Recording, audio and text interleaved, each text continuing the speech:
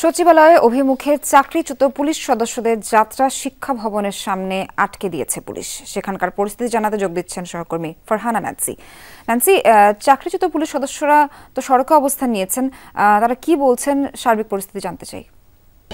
সোহার, আপনি যেমনটা বলছিলেন যে চাকরিচ্যুত যে পুলিশ সদস্যরা হয়েছে তাদের যে যাত্রা সচিবালয়ের অভিমুখে ছিল, সেই যাত্রা আসলে ব্যারিকেড দিয়ে পুলিশ আটকে দিয়েছে। তারপরেই আসলে শিক্ষা ভবনের সামনে যে সড়কটি রয়েছে সেই সড়কে তারা অবস্থান কর্মসূচি পালন করছে। তাদের সাথে কথা বলেছিলাম, তারা যেমনটি জানিয়েছে বিভিন্ন রাজনৈতিক প্রতিহিংসার কারণে বিগত সরকারের আমলে প্রায় 2200 জন পুলিশ সদস্য এই চাকরিচ্যুত হয়েছেন।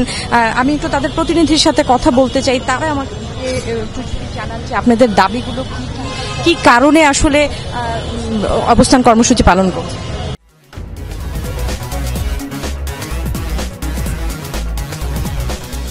আমরা গত আগস্টের 8 তারিখে আন্দোলন শুরু করেছিলাম ভিকটিম পুলিশ পরিবারের, যারা কিনা এই বেনজিরের আমলে, বিশেষ করে গত স্বৈরাচার সরকারের আমলে সর্বোচ্চ বৈষম্যের শিকার হয়ে সম্পূর্ণ অবৈধভাবে চাকরিচ্যুত করা হয়েছিল। যারাই দ্বিমত পোষণ করেছিলাম তাদেরকে চাকরিচ্যুত করা হয়েছিল।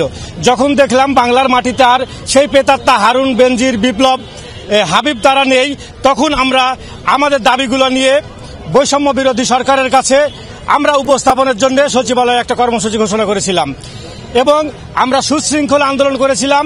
প্রধান উপদেষ্টা স্যারের বাসভবনের সামনেও গেছিলাম।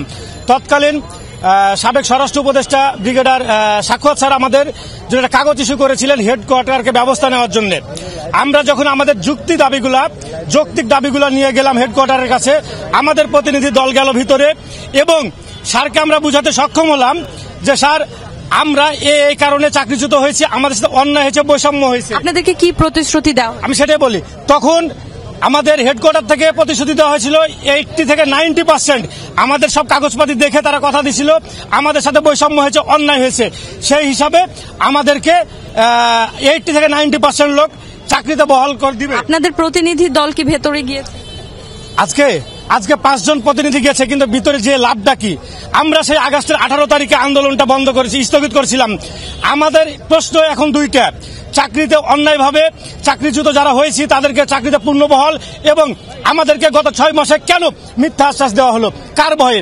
এখানে কি প্রশ্ন আসে না যে তাহলে সেদিনকে আমাদের পিতৃ সমতুল্য হেডকোয়ার্টার মিথ্যা আশ্বাস দেওয়ার কারণ ছিল সেই বেনজিরের, সেই হাসিনার দোসরদের তাদের আইনকে বলবৎ করার জন্য, তাদের আইনের এজেন্ডা বাস্তবায়ন করার জন্যই আমাদেরকে মিথ্যা আশ্বাস দেওয়া হয়েছিল। আপনাকে ধন্যবাদ। সোহার, যেমনটা শুনছিলেন যে তারা আসলে চাকরিতে পুনর্বহালের জন্যই আসলে এই কর্মসূচি চলবে বলে তারা দাবি করেছে। তারা তাদের প্রতিনিধি দল ভেতরে গিয়েছে সচিবালয়ে, তার পরবর্তীতে হয়তো জানাতে পারবো সেই আপডেট। ন্যান্সি, অনেক ধন্যবাদ আপনাকে।